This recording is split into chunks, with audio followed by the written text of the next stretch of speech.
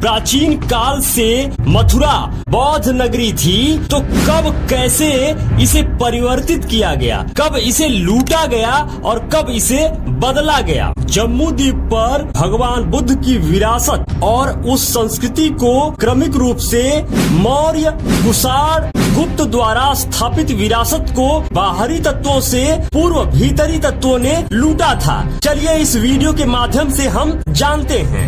घर में बाहरी चोर तभी आएगा जब घर के अंदर चोर बैठा हो। मथुरा नगर कुषाण शासक की उपराजधानी थी और कुषाण बौद्ध अनुयायी थे। मथुरा शहर का भ्रमण करने चीनी यात्री फाहियान और वेनसांग आए थे। उनके यात्रा वर्णन अनुसार मथुरा नगर में सिर्फ बौद्ध स्थल की चर्चा है। उनके लिखे यात्रा वृतांत में सिर्फ और सिर्फ बौद्ध विहारों का और उस बौद्ध नगर का चर्चा है। पुनः 16वीं शताब्दी में यूरोपीय यात्री टेवेनियर भी मथुरा आए थे। उन्होंने लिखा है कि यहाँ अष्टकोणीय मंदिर था। अब अष्टकोणीय मंदिर तो आप समझ गए होंगे, अष्टकोणीय मंदिर बौद्ध विरासत होती है। जैसे अष्टकोणीय स्तंभ वही अष्टकोणीय स्तंभ जिसे बदलकर अब शिवलिंग बना दिया गया।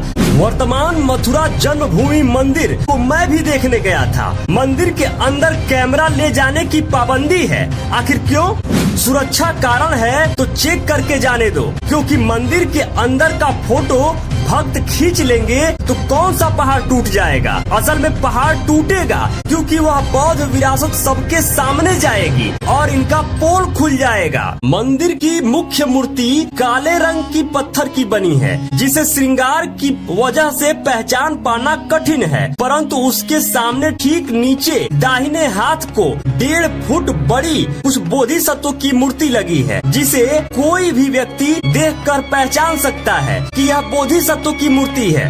वर्तमान काल में इन मंदिरों का निर्माण बिरला और डालमिया द्वारा संपन्न कराया गया था। और सबसे बड़ी बात ये है, जो साक्ष्य है, मथुरा नगर के नीचे सिर्फ बौद्ध अवशेष मिला है, जिसे मथुरा संग्रहालय में आप सैकड़ों उन सबूतों, उन मूर्तियों, उन स्तंभों को आप देख सकते हैं और आप उस बौद्ध विरासत को पहचान सकते हैं। फिर भी बौद्धों को वहाँ से विरक्त कर दिया गया। फिर भी वहाँ आधा तेरा आधा मेरा के कॉन्सेप्ट पे मंदिर और मस्जिद बना दिया। वर्तमान काल में तथाकथित श्री कृष्ण जन्म स्थान कुषाण काल में सुक विहार नाम से बुद्ध विहार था। इसके प्रमाण स्वरूप प्रथम शताब्दी ईस्वी की बुद्ध की बैठी हुई प्रतिमा प्राप्त हुई है, जिस पर सुक बुद्ध विहार नाम अंकित है, जो राजकीय संग्रहालय में आप जाकर देख सकते हैं। सबूत, साक्ष्य की गवाही, फिर भी मथुरा को काल्पनिक कृष्ण की नगरी बताने में लगे हुए हैं,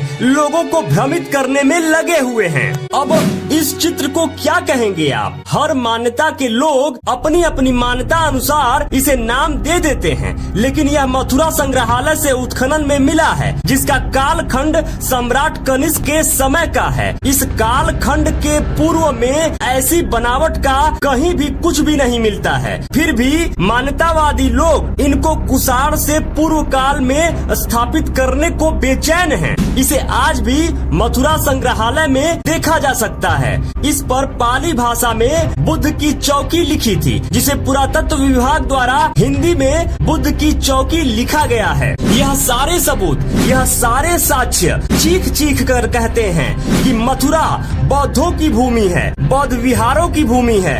उन बौद्ध भिक्षुओं ने इसको बुद्धमय भारत बनाया था।